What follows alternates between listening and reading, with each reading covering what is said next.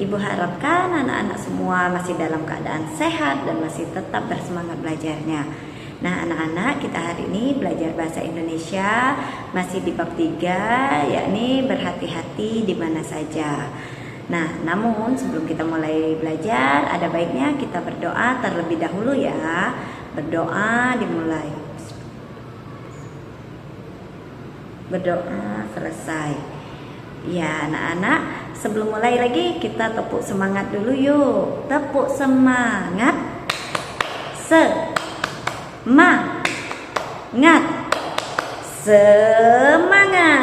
Yes. Oke, sudah siap belajarnya? Siap. Nah, hari ini silakan anak-anak coba siapkan buku tulis dan buku cetak bahasa Indonesianya. Karena kita akan belajar menggunakan buku cetak dan buku tulisnya. Untuk lebih jelasnya, yuk sama-sama kita saksikan video penjelasannya. Nah, sekarang coba anak-anak lihat di buku cetaknya halaman 61. Kita baca sama-sama ya. Di sana ada penjelasan masih tentang berhati-hati di mana saja. Nah, kali ini kita berhati-hati di dalam rumah kita sendiri ya. Coba di situ kita baca sama-sama ya. Pernahkah kalian berada sendirian di dalam rumah? Ayo, pernah nggak? Ada yang pernah, ada yang enggak ya. Jika pernah, apakah kalian merasa takut? Iya, pasti ada ya rasa takut. Beberapa ruangan di dalam rumah bisa saja berbahaya. Seperti contohnya di kamar mandi, di dapur, itu bisa jadi berbahaya ya untuk anak-anak.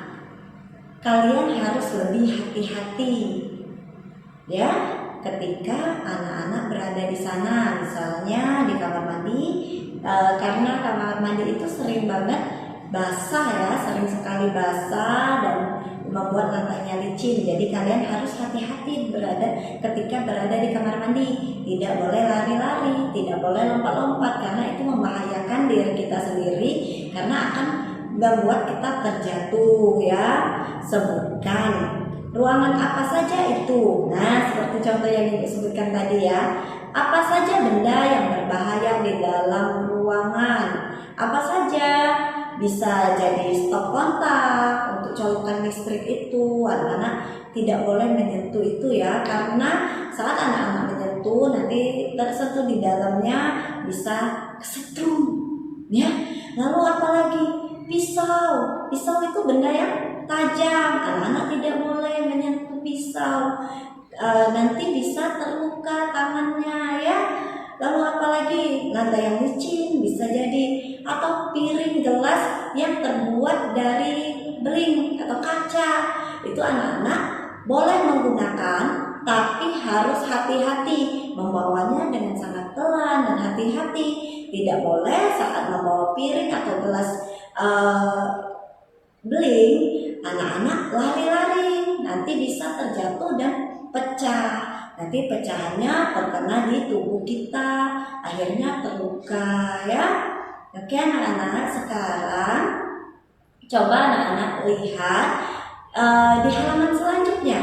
Ada halaman 62. Di situ ada gambar apa saja? Coba lihat.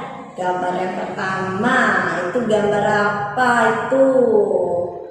Ya, benar sekali. Itu ada gambar kapur barus dan gambar racun tikus. Nah, untuk kapur barus dan racun tikus ini berbahaya karena ini mengandung zat kimia yang sangat berbahaya untuk diri kita ya, apalagi untuk anak-anak.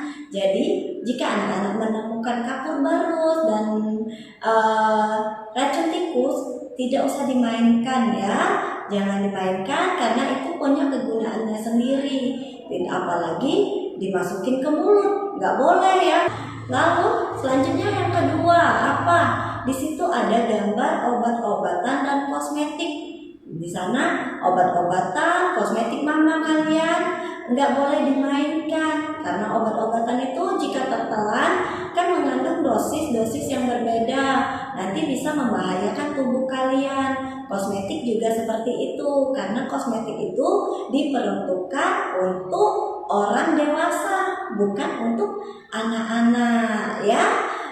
Jadi itu bisa jadi berbahaya untuk diri kalian. Yang ketiga ya, ada lantai dan alat pel. Di situ gambarnya lantai dan alat pel yang licin, ada airnya, ada sabun pelnya. Jadi itu licin ya, jadi sangat berbahaya saat ada ibu ataupun siapa yang ngepel. Anak-anak sebaiknya tidak melewati lantai tersebut, karena lantai tersebut masih licin yang bisa membuat kalian terjatuh ya. Lalu yang keempat, gambar apa coba? Ya, di situ ada kompor, pisau, dan barang-barang pecah belah. Kompor juga membahayakan. Kompor, anak-anak saat berada sendirian di rumah, jangan sekali-sekali menyalakan kompor, karena akan memicu kebakaran kalau kita tidak menjaga kompor itu. Jadi lalu ada pisau juga nggak boleh, karena pisau itu termasuk benda tajam yang membuat anak nanti terluka. Selanjutnya pecah belah juga harus hati-hati membawanya, tidak boleh sambil lari-lari ya. Oke, yang kelima itu ada gambar apa? Ya, alat elektronik dan stop kontak listrik. Nah, kalau alat-alat elektronik, anak-anak harus berhati-hati menggunakannya pada saat alat tersebut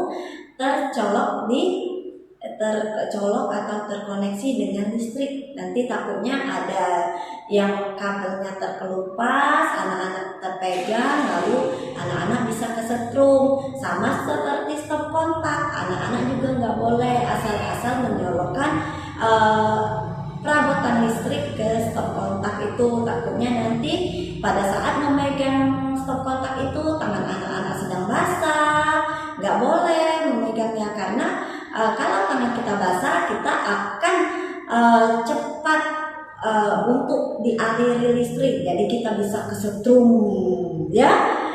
Jangan coba-coba ya. Nah, untuk hal-hal yang ini, anak-anak saat menggunakannya harus dalam pengawasan orang tua ataupun orang dewasa. Oke, sudah jelas ya. Anak-anak sudah paham ya dari penjelasan ibu tadi. Sekarang tugas kalian ialah tulis di buku tulis hal-hal yang berbahaya di dalam rumah. Nah, tulisnya sesuai dengan gambar yang ada di halaman 62 dari 5 gambar tadi ya. Kalian tulis saja hal-hal yang membahayakan ada di dalam rumah. Sampai di sini saja pembelajaran kita pada hari ini. Ibu akhiri, wassalamualaikum warahmatullahi wabarakatuh.